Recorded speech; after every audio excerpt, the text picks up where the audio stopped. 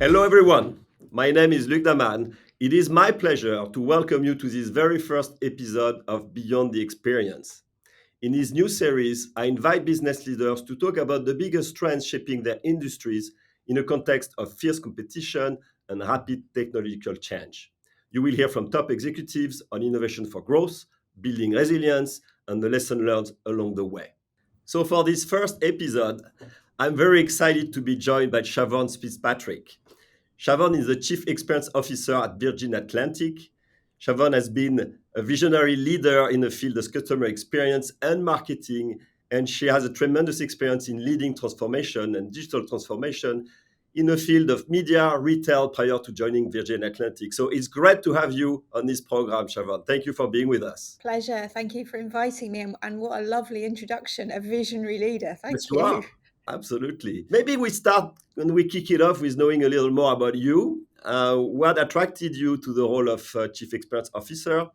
And what are the challenges you are up to solve with your team? So, the CXO role, the Chief Experience Officer role, has actually only been in place in Virgin Atlantic now for about 18 months. Customer experience has always been, as I say, embedded in the organisation, but actually it's lived across a number of different functions. And as part of our ambition to become the most loved travel company, actually that meant that we needed to organise ourselves differently in order to be able to kind of really, I think, align and deliver on that vision. So with the exception of our amazing crew and our ground colleagues, the design of everything else that is a core guest touch point, all of that now sits in one team with the view of being actually that allows us to really put ourselves in the kind of the shoes of our guests and be able to make sure that when we design something, we are thinking about it in a truly kind of seamless way. That's awesome. Let's talk. You mentioned Virgin Atlantic, and you guys want to be the most loved travel company, and you're doing a Yes. great job at that. You're also in an industry that went through turmoil and that's fiercely competitive. Yeah. So I'd like to hear you on how do you create differentiation in such a competitive environment? You're right. It's a highly commoditized market, and a core component of that obviously has to be the brand. So, as the custodians of the brand, we really have a clear understanding of what the brand stands for. We work on it's a Jim Collins principle. Yeah. It comes from his book Built to Last, which was really about preserving the core and stimulating progress. So we call it protecting the core, and we talk about brilliant basics. That the differentiation part, the bit that has to come in parallel, is the stimulating the growth part. And that's, I think, from an intuitive curiosity, that kind of need to really want to innovate and keep pushing for the proof points that will support that differentiation and new customers. So in Virgin Atlantic, there are 9 key drivers of our future CX ambition, of which 3 of them we would describe as being our red thread. So they are really integral, they're kind of foundational, they're kind of really linked into the other 8, they're signatures, Yeah. if you like. Unsurprisingly, one of those would be personalisation, right? That's Yeah. one of the kind of the 3 red thread ones. As you're well aware, we implemented AEM in 24, and that, along with our single customer base, as well as our attitudinal behavioural segmentations, really is the kind of the foundation. It's a critical enabler for us to be able to drive differentiation. And that's driven, double digital revenue growth in the last kind of 12 months for having Yeah. that view of customer. AEM has really kind of pushed it forward. The final element of having that protect your core and stimulate the progress part is actually the differentiation that comes from your brand signature. Absolutely. So experience is the very heart of your differentiation strategy. Yes. You want to, to be the most loved travel company, you have to create that human bond that with all of your consumers. So you talked about personalization, and I guess that you are looking at this to the challenge to do that at scale, right? And we've been Yeah. doing Yeah. tremendous work together around content, around data.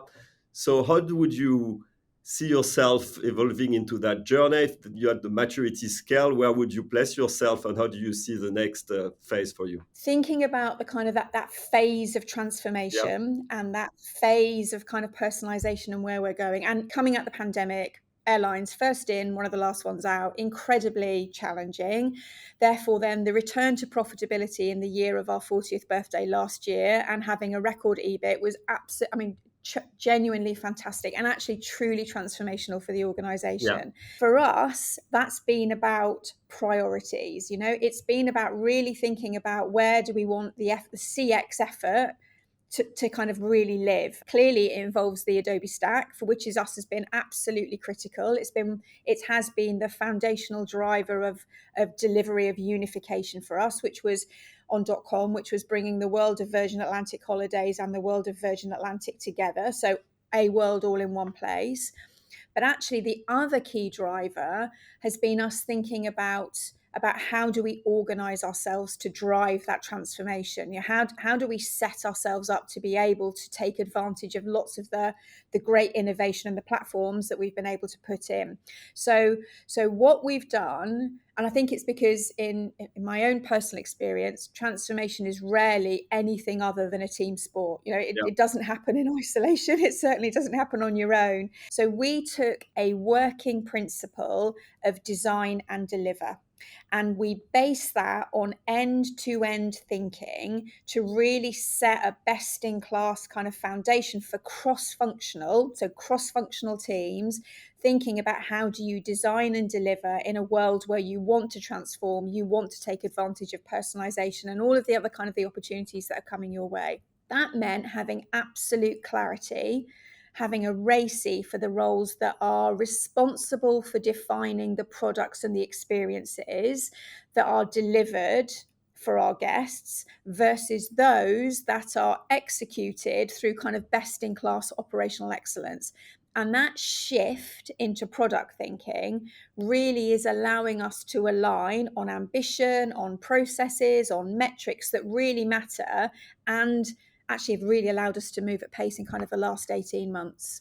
It's the challenge for a lot of the brands is how do you stay relevant with millions of consumers potentially? So you have done that Yeah, work on bridging content and data.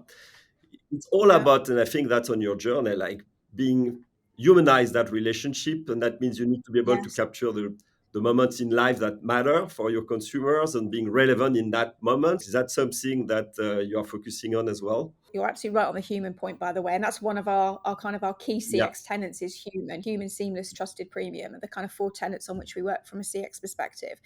I think the real-time question is a really interesting one because I think it's about understanding the balance between real-time and in-time. yeah, Clearly, there's about, creating the platforms, having the right insight, thinking about how you yeah, structure your data. But I think the big unlock yeah, here is us starting to think as well about yeah, AI and how are we going to use AI in order to yeah, really kind of leverage that, all of the possibilities around Gen AI, yeah. AI going forward to really kind of drive personalization piece. So I'm going to guess that's Yeah, coming as I was a gonna go there. Exactly, you read my mind. I think I mean, at Adobe, when we talk about Gen AI and agentic AI, we just have a strong conviction that this is opening a new era in terms of yeah, creativity, productivity, but also customer experience. That scale factor, so that you can yes, humanize the relationship with millions of people, and focus also on the value added tasks that each of yes, the respecting function have. Creators create more, marketers market better. So we see a phase of taking it from the playground to massive production. Interesting to hear about how you approach AI at Virgin Atlantic and specifically around your area of customer experience and marketing. How do you see that yeah. impacting potentially the whole as well? I mean, it's almost a bit of an AI where to start kind Yeah, of conversation, isn't it? Unsurprisingly, at Virgin Atlantic, AI now forms a key tenet of our next 5-year strat plan. We're just kind of coming to the end of our current strat plan, writing the next set of the strat plan that will take us up to 2030 and asking all of the questions that you would expecting us to be asked. How does it further enable effectiveness, efficiencies across processes, governance, insight, operational delivery? The list can go on. But from a CX perspective, I think there are 3 that are most specific and I guess yeah, most relevant in terms of the conversations that we're having today. Number 1 is the one you've already talked about, which is content and creative yeah, development. So we already use AI to enable the creation of some assets in some touch points. But we are now really challenging ourselves on end-to-end creation at scale in the campaign presentation layer in owned and earned channels. Interestingly, we had a great session with yourselves recently, led by Simon Morris, who's obviously your VP of International Marketing, who shared with us some of the learnings that you at Adobe have gone through recently in terms of how you're optimizing the effectiveness of your creative processes, you're streamlining, consolidating the partners you work with, how you generate that content, how you've organized yourselves to be faster to market. So we are clearly thinking about the same things and kind of pushing ourselves to get somewhere quite quickly. The second thing, we should have seen this one coming, but being really honest, we didn't, was the impact that AI is having on visibility and acquisition. So AIO, and by extension, the impact of human language in terms of search is absolutely disrupting that whole kind of search market dramatically, particularly organic search actually. And Google and other AI-driven SERPs are clearly responding to and critically driving changes in consumer behavior. Yeah. So we are now really trying to understand, what does that mean from a content, language, structural, technical governance? How do we make sure in a world that is really moving at pace now, and not just text but voice, how do we remain kind of relevant and really able to kind of maintain our visibility and attempt to control some of the narrative? And the third one is personalisation at scale.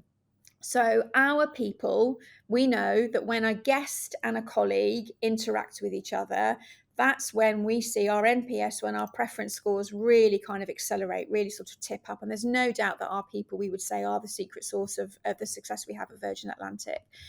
And so the thing that we are now focused on is, how do you do that human touch at scale? We can't put somebody with you in your pocket we couldn't put somebody in your pocket with you every step of the journey, but actually AI is now allowing us to do that. So this concept of a concierge to support you through your journey in our world, is really live and running at the moment. We have a great vision match on the AI Yeah.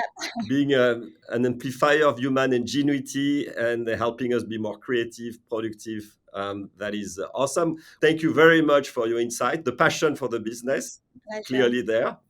But thank you for the insights. I think for our audience, it's tremendous. And thank you for your partnership. I'm looking forward to expanding that in the next coming years. Thank you, Luc. Thank you for being such a great partner. And thank you for inviting me to participate in the conversation today. See you soon. Thank you.